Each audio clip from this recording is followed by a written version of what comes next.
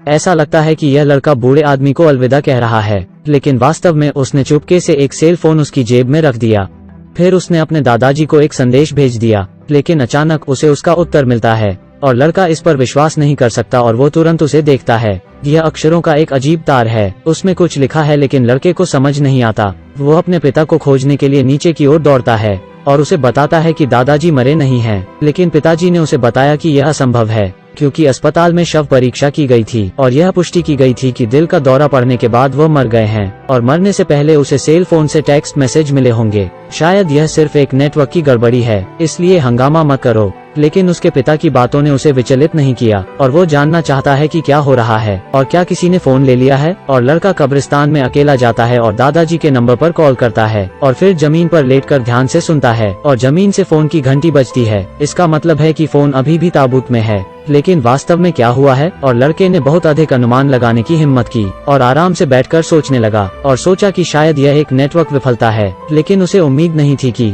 एक बड़ा डर उसका इंतजार कर रहा है। और अगले दिन लड़के ने कक्षा की सबसे खूबसूरत लड़की के साथ नृत्य किया और इससे स्कूल बदमाश नाराज हो गए और स्कूल के बदमाशों ने उसकी पिटाई की और जाने से पहले उसके हाथ जमीन पर दबा दिए। इस मुद्रा को याद रखें। और घर लौटने के बाद लड़के ने अपने दादाजी को बुलाया और बताया कि आज उसके साथ क्या हुआ। उसे डर है कि स्कूल का बदमाश उसे फिर से परेशान करेगा और उसे पता नहीं कि क्या करना चाहिए। लेकिन अगली सुबह कौन जानता था, लड़के को एक टेक्स्ट संदेश मिलता है और बुरे लड़के की मौत हो जाती है, लेकिन मृत्यु के बाद की मुद्रा भी बड़ी अजीब होती है। यह बिल्कुल वैसा ही है जैसी लड़के को पीटने के बाद फेंका गया था और लड़का बहुत हैरान होता है, लेकिन आश्चर्य है कि यह किसने किया। वो घर जाता है और अपने दादाजी को फिर बुलाता है और पूछता है कि अगर स्कूल बुली की मौत का संबंध आपसे है तो बस 3 बार छत पर दस्तक दो। और उसी समय ही लड़के ने फोन काट दिया और रख दिया और आराम से लेट गया और चुपचाप प्रतीक्षा करने लगा। नतीजतन कोई दस्तक की आवाज नहीं आती है। बस जब वो खुद पर हंसा कि वो बहुत ज्यादा सोच रहा था तो एक मैसेज आता है।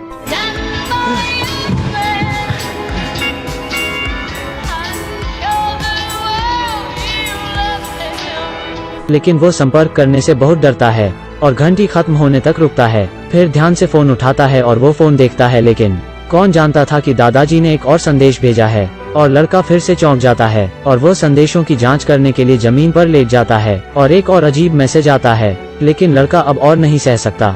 वो एक फोन की दुकान में जाता है और एक नया फोन खरीदता है और उसकी जांच करता है और अपना नंबर भी बदलता है और पुराने फोन को फॉर्मेट करने के बाद इसे अपने स्टोरेज बॉक्स में रख देता है और इसे हमेशा के लिए दुनिया से दूर रखता है। और वो सोचा है कि अब सब ठीक हो जाएगा। और फिर अगले दिन वो खुशी खुशी विश्वविद्यालय जाता है और अच्छे से पढ़ने लगता है और वो धीरे धीरे फोन के बारे में भूल जाता है। और 5 साल में एक दिन उसके पापा का अचानक उसे फोन आता है और उसे एक बुरी खबर मिलती है कि उसके प्रिंसिपल की एक कार दुर्घटना हो गई है जिससे उनकी मौके पर ही मौत हो गई है और इस सप्ताह के अंत में उनका अंतिम संस्कार होगा। और लड़का जो जल्दी में वापस आया, उसने सोचा कि प्रिंसिपल के बेटे ने ही टीचर की हत्या की थी, जबकि प्रिंसिपल अपनी शक्ति का उपयोग करता है, लेकिन फिर भी बेटा कानून की सजा से बच जाता है और यह केस 6 महीने तक चलता है। और लड़के को बहुत गुस्सा आता है और वो घर जाता है और अपने पुराने सेल फोन खोजता है और वो अपने दादाजी को फिर से फोन करता है और परिणाम स्वरूप अगले दिन प्रिंसिपल के बेटे की मौत हो जाती है। मौत का कारण यह है कि जब वो शॉवर में अपनी एक फोटो ले रहा था तो वो फिसल कर गिर गया और जहरीली साबुन उसके अंदर जाने से वह सांस नहीं ले सका और उसकी मौत हो गई।